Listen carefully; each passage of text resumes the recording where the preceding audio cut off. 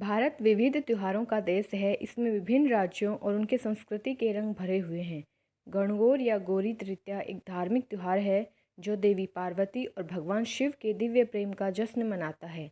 गणगौर होली के बाद मनाया जाता है। हिंदू कैलेंडर के अनुसार यह त्योहार चैत माह में शुक्ल पक्ष की तृतीया तिथि को मनाया जाता है। गणगौर या गौर माता एक स्थानीय देवी और भगवान शिव की पत्नी देवी पार्वती का एक रूप है। गणगौर त्यौहार बड़े पैमाने पर राजस्थान और उत्तर प्रदेश में मनाया जाता है। इन दोनों राज्यों के अलावा गणगौर मध्य प्रदेश, हरियाणा और गुजरात में भी मनाया जाता है। नमस्कार दोस्तों, स्वागत है आप सभी का आपके अपने यूट्यूब चैनल सुनो भक्तों में। आज की इस वीडियो में हम गणगौर पर्व का महत्व, गणगौर पर्व की पूजा विधि और गणगौर पूजा का शुभ मुहूर्त के बारे में जानेंगे और अंत में कथा को सुनेंगे। गणगौर को अलग अलग जगहों पर अलग अलग तरीके से मनाया जाता है। मध्य प्रदेश के निमाड़ी लोग भी इसे मारवाड़ियों की तरह ही मनाते हैं। दोनों समुदायों की पूजा पद्धतियां अलग अलग होती हैं, जबकि त्यौहार एक ही है। मारवाड़ी लोग 16 दिनों तक गणगौर की पूजा करते हैं, लेकिन निमाड़ी लोग केवल 3 दिन ही गणगौर मनाते हैं। गणगौर त्यौहार विवाहित महिलाओं के लिए बहुत महत्व रखता है, क्योंकि वे अपने पतियों के स्वस्थ जीवन और स्वस्थ वैवाहिक संबंधों के लिए देवी पार्वती की पूजा करती हैं। हिंदू कैलेंडर के अनुसार इस साल चैत माह के शुक्ल पक्ष की तृतीया तिथि 10 अप्रैल को शाम 5:32 से प्रारंभ होगी तथा इस तिथि का समापन 11 अप्रैल को दोपहर 3:03 पर होगा। उदया तिथि के आधार पर देखा जाए तो इस साल गणगौर पूजा 11 अप्रैल दिन गुरुवार को होगी। गणगौर के दिन पूजा का शुभ समय सुबह 6:29 से 8:24 तक रहेगा। आइए अब गणगौर पूजा के महत्व के बारे में जानते हैं। गणगौर शब्द दो शब्दों के मेल से बना है। गण का अर्थ है शिव और गौरी का अर्थ है गौरी यानी माँ पार्वती। यह त्यौहार भगवान शिव और देवी पार्वती के प्रेम और विवाह को समर्पित है। शिव और गौरी की पूजा करने से महिलाओं को अखंड सौभाग्य एवं सुखी दाम्पत्य जीवन का आशीर्वाद मिलता है। गणगौर एक ऐसा त्यौहार है जिसे लड़की हो या महिला हर कोई हर्षोल्लास से मनाता है। त्योहार के दौरान अविवाहित लड़कियां और विवाहित महिलाएं दोनों ही पूरे रीति रिवाज के साथ भगवान शिव और माता पार्वती के एक रूप गणगौर की पूजा करती हैं। आइए अब गणगौर व्रत की पूजा विधि के बारे में जानते हैं, जो आपको देवी पार्वती और भगवान शिव का आशीर्वाद प्राप्त करने में मदद करेगी। व्रत रखने से पहले स्नान करें और साफ सुथरे कपड़े पहनें। पूजा के लिए आवश्यक सामग्री जैसे कि कलश, मूर्तियाँ, दीपक, अगरबत्ती, फल, फूल, मिठाई आदि इकट्ठा करें। एक चौकी पर लाल कपड़ा बिछाएं और उस पर कलश को स्थापित करें। कलश में जल, गंगा जल, सुपारी, चावल, नारियल सिक्का आदि डालें। कलश के मुख पर आम के पत्ते और कलावा बांधें। कलश के चारों ओर दीपक जलाएं और अगरबत्ती लगाएं। देवी पार्वती और भगवान शिव की मूर्तियों को स्थापित करें। मूर्तियों को स्नान कराएं और उन्हें नए कपड़े पहनाएं। मूर्तियों को फूल, फल, मिठाई अर्पित करें। देवी पार्वती और भगवान शिव की आरती करें। गणगौर व्रत की कथा पढ़ें या सुने। पूरे दिन व्रत रखें। सूर्यास्त के बाद व्रत खोलें। अगले दिन गणगौर की मूर्ति को जलाशय में विसर्जित करें।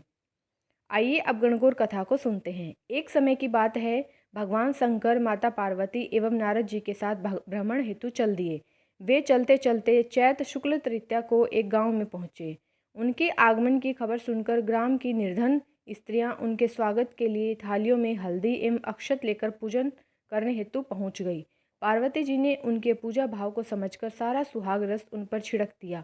वे अटल सुहाग प्राप्त कर लौटी। धनी वर्ग की स्त्रियां थोड़ी देर बाद अनेक प्रकार के पकवान सोने चांदी के थालों में सजाकर पहुंची। इन स्त्रियों को देखकर भगवान शंकर ने माता पार्वती जी से कहा, तुमने तो सारा सुहाग रस तो निर्धन वर्ग की स्त्रियों को ही दे दिया, अब इन्हें क्या दोगी? पार्वती जी बोली, हे प्राणनाथ, उन स्त्रियों को ऊपरी पदार्थों से बना रस दिया गया है, इसलिए उनका रस धोती से रहेगा, परंतु मैं इन धनी वर्ग की स्त्रियों को अपनी अंगुली चीरकर रक्त का सुहाग रस दूंगी, जो मेरे समान सौभाग्यवती हो जाएंगी। जब इन स्त्रियों ने पूजन समाप्त कर लिया, तब पार्वती जी ने अपनी उंगली चीरकर उस रक्त को उनके ऊपर छिड़क दिया। जिस पर भी जैसे छींटे पड़े उसने वैसा ही सुहाग पा लिया।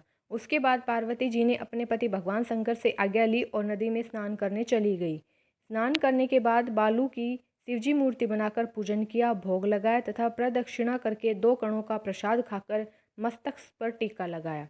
उसी समय उस पार्थिव लिंग से शिवजी प्रकट हुए तथा पार्वती को वरदान दिया, आज के दिन जो स्त्री मेरा पूजन और तुम्हारा व्रत करेगी उसका पति चिरंजीवी रहेगा तथा मोक्ष को प्राप्त होगा। भगवान शिव यह वरदान देकर अंतर्ध्यान हो गए। इतना सब करते करते पार्वती जी को काफ़ी समय लग गया। पार्वती जी नंदी के तट से चलकर उस स्थान पर आई जहाँ पर भगवान शंकर व नारद जी को छोड़कर गई थी। शिवजी ने विलंब से आने का कारण पूछा तो इस पर पार्वती जी बोली, मेरे भाई भावज नदी किनारे मिल गए थे। उन्होंने मुझसे दूध भात खाने तथा ठहरने का आग्रह किया, इसी कारण से आने में देर हो गई। ऐसा जानकर अंतर्यामी भगवान शंकर जी दूध भात खाने के लालच में नदी तट की ओर चल दिए। पार्वती जी ने मौन भाव से भगवान शिव जी का ही ध्यान करके प्रार्थना की, भगवान आप अपनी इस अनन्य दासी की लाज रखिए। प्रार्थना करते हुए पार्वती जी उनके पीछे पीछे चली गई। उन्हें दूर नदी तट पर माया का महल दिखाई दिया। वहाँ महल के अंदर शिवजी के साले तथा सहलज ने शिव पार्वती का स्वागत किया।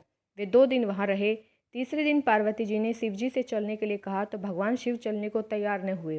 तब पार्वती जी रूठकर अकेली ही चल दी। ऐसी परिस्थिति में भगवान शिव को भी पार्वती के साथ चलना पड़ा। नारद जी साथ चल दिए। चलते चलते भगवान शंकर बोले, मैं तुम्हारे मायके में अपनी माला भूल आया। माला लेने के लिए पार्वती जी तैयार हुई तो भगवान ने पार्वती जी को न भेजकर नारद जी को भेजा। वहाँ पहुँचने पर नारद जी को कोई महल नजर नहीं आया। वहाँ दूर दूर तक जंगल ही जंगल था। नारद जी को शिवजी की माला एक पेड़ पर टंगी दिखाई दी। नारद जी ने माला उतारी और शिवजी के पास पहुंचकर यात्रा कर कष्ट बताने लगी। शिवजी हंसकर कहने लगे, यह सब पार्वती की ही लीला है। इस पर पार्वती जी बोली, यह सब तो आपकी ही कृपा है। ऐसा जानकर महर्षि नारद जी ने माता पार्वती तथा उनके पतिव्रत प्रभाव से उत्पन्न घटना की मुक्त कंठ से प्रशंसा की। आशा करती हूँ आपको वीडियो पसंद आई होगी, तो प्लीज़ वीडियो को लाइक करें, ज़्यादा से ज़्यादा शेयर करें और चैनल को सब्सक्राइब करें। धन्यवाद।